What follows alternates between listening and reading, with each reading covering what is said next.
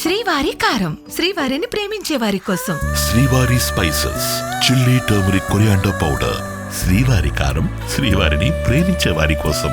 ఏ తల్లి గురించి, ఏ చెల్లి గురించి, ఏ బిడ్డ గురించి పవన్ కళ్యాణ్ తిట్టలేదు, నారా లోకేష్ తిట్టలేదు, టీడీపీ అధినేత కొడకల్లారంటే అర్థమైంది చెప్పు.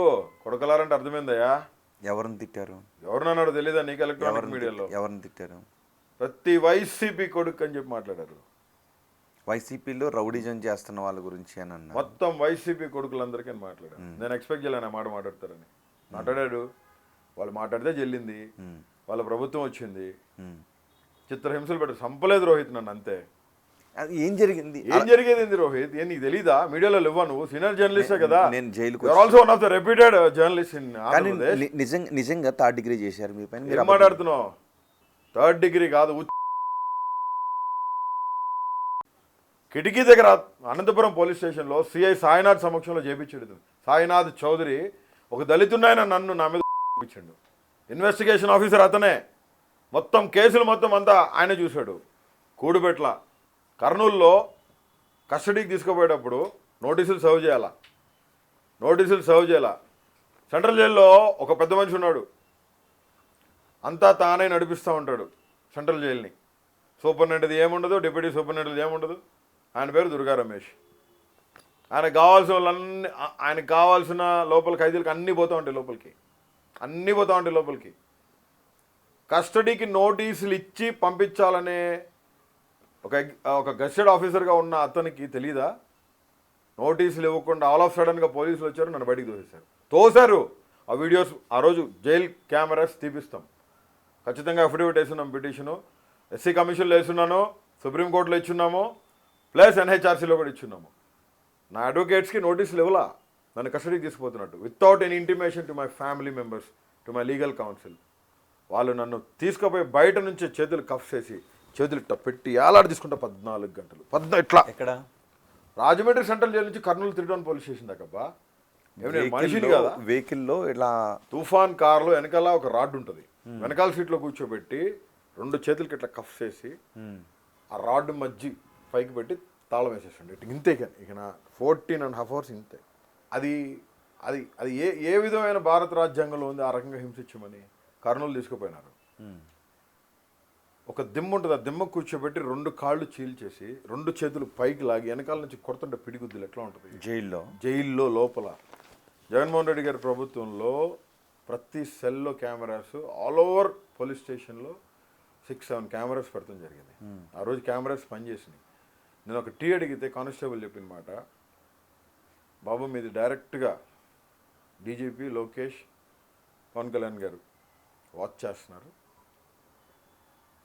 మేమేమి చేయం, మీరు మాతో మాట్లాడినా మా ఉద్యోగాలు పోతాయి. కెమెరాస్ వర్క్ చేస్తున్నాయి.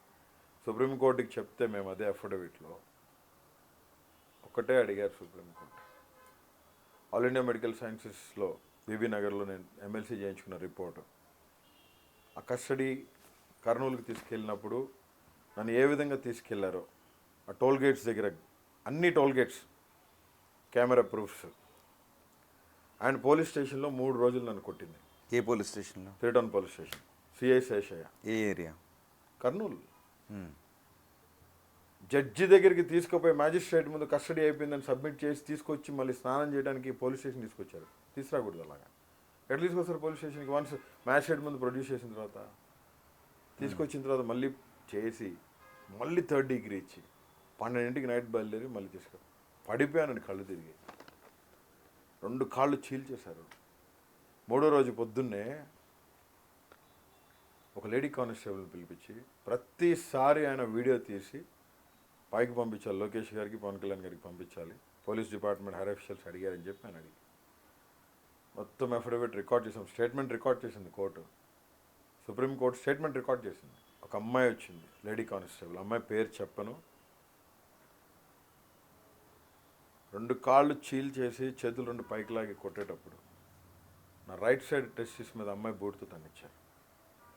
ఒకసారి సరిగా దెబ్బ తగలేదని 2వసారి కూడా కొట్టించారు. నిజమా? కెమెరాస్లో ఉంది రోహిత్. ఇంత భయానకమైన పరిస్థితి పగోడికి కూడా రాకూడదు. ఈ రకంగా కిరాతకంగా హింస పెట్టి చంపాలని చూశారు నన్ను ఒక మాట చెప్పాలి. లేడీ కానిస్టేబుల్తో మీ ప్రైవేట్ పార్టిసిపెంట్ అని లేడీ కానిస్టేబుల్తో నా రైట్ సైడ్ టెస్టిస్ మీద కొడితే నా right side testis blood clot అయి ఉంది. Borugadda Anil Kumar is always open page. దళితుడుగా మళ్ళీ మళ్ళీ చెప్తున్నా, పవన్ కళ్యాణ్, చంద్రబాబు నాయుడు గారు, నారా లోకేష్ నన్ను చంపాలని చూశారు. పవన్ కళ్యాణ్, నారా అనిల్ కుమార్ గారు నిజంగా చెప్పాలి అనుకుంటే నాకు నా కుటుంబానికి ప్రాణహాని ఉంది. ఇదే మాట కోర్టుకు చెప్పినాం, హైకోర్టుకు చెప్పినాం, సుప్రీం కోర్టుకు కూడా చెప్పేసినాం. నిజంగా చంపాలని అనుకుని ఉంటే ఈరోజు మన ఇద్దరం ఇంటర్వ్యూ ఇలా చేసుండేవాళ్ళం. బ్రదర్, ఒకటి విషయం చెప్తాను. చంపాలనుకున్నారు కాబట్టే కొన్ని పరిస్థితుల్లో, చాలా పరిస్థితుల్లో కస్టడీలకు వెళ్ళేటప్పుడు చాలా హైడ్ చేయాలని చూశారు.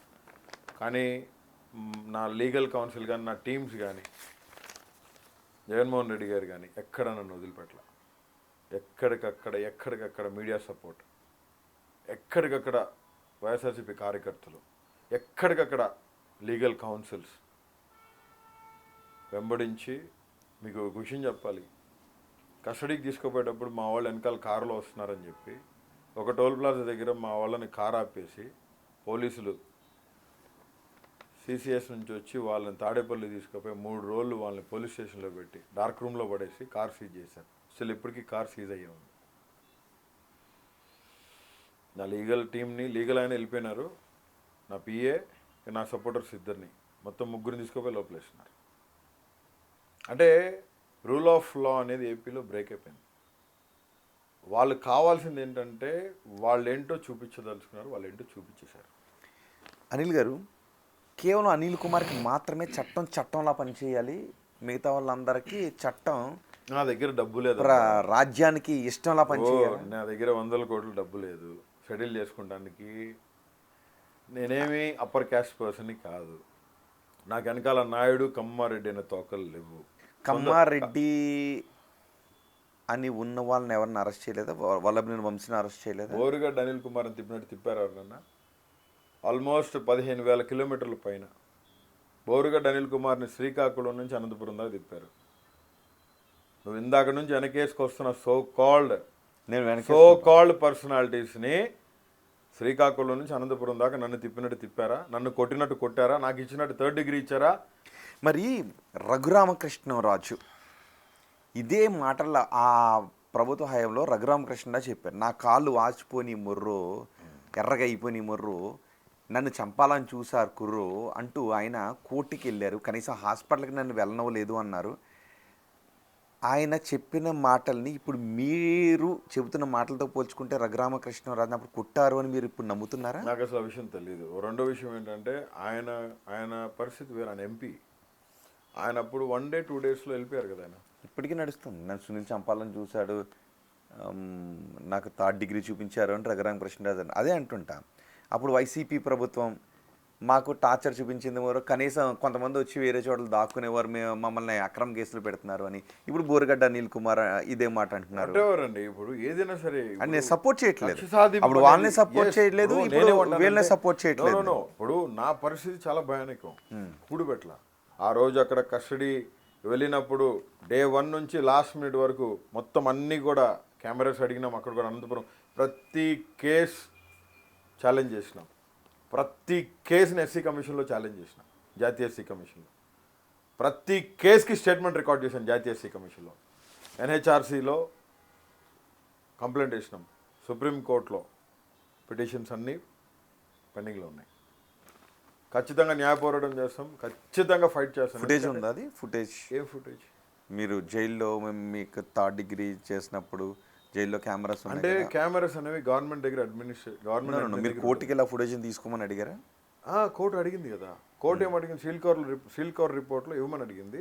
ఎందుకు ఇన్ని కేసులు పెట్టారు, ఇన్ని రోజులు జైల్లో ఎందుకు ఉంచారు, ఎందుకు బెయిల్స్ ఇవ్వట్లేదు, 3rd డిగ్రీ ఇవ్వాల్సిన పరిస్థితి ఏంటి, అంత ఫ్యాబ్రికేటెడ్ అన్నారు. All India medical sciences fabricate చేయదు కదా, ప్రొఫెసర్స్ అబద్ధం రాయరు కదా. ఎక్కడెక్కడ అయ్యాయి గాయాలు మీకు? నాకు L4 L5 మైన్యూట్ ఫ్రాక్చర్ ఉంది. ఇక సైడ్ 2 డిస్కులు ఓపెన్ అయిపోయినాయి. తొడకి సంబంధించిన బోన్ ఉంటుంది కదా, అదైతే కండ అట్లా ఓపెన్ అయిందంట. నేను ఇప్పుడు ఇలా కూర్చున్నాను, మీరు కాలు మీద కాలు వేసుకొని కూర్చున్నారు, ఎక్కువసేపు అలా కూర్చోలేను. నేను కాళ్ళు కూడా దగ్గరికి ఇలా పెట్టుకోలేను. నా టెస్ట్ స్వెల్లింగ్ ఉంది still. I'm having a blood clot. Surgeon opinion తీసుకున్నాను, ఖచ్చితంగా సర్జరీ చేయాలని చెప్పారు. యూరాలజీ ప్రొఫెసర్ చెప్పింది ఆల్ ఇండియా మెడికల్ సైన్సెస్లో, టెంపరీగానే మెడిసిన్ బాబు, బ్లడ్ క్లాట్ అయింది, యాజ్ సూన్ యాజ్ పాసిబుల్ మీరు వాళ్ళు స్టేట్మెంట్ రికార్డ్ చేశారు. All India medical science professors ఇద్దరు వచ్చి కూర్చొని కెమెరాలో వీడియో రికార్డ్ చేసుకున్నారు. వాళ్ళు రాశారు కూడా క్లియర్గా, పోలీస్ స్టేషన్ పేరు, ఎప్పుడు ఇంజురీ అయింది మొత్తం రాశారు. ఇప్పుడు ఒకటి నేనేమంటానంటే, సరే నన్ను జైల్లో వేశారు, నన్ను 3rd డిగ్రీ వరకు కొట్టారు, మీ ఆనందం తీర్చుకున్నారు. పవన్ కళ్యాణ్ గారు సునకానందం తీర్చుకున్నాడు. ఆయన భయంకరమైన కచ్చ పవన్ కళ్యాణ్కి నా మీద. For more videos like this, subscribe Big TV channel.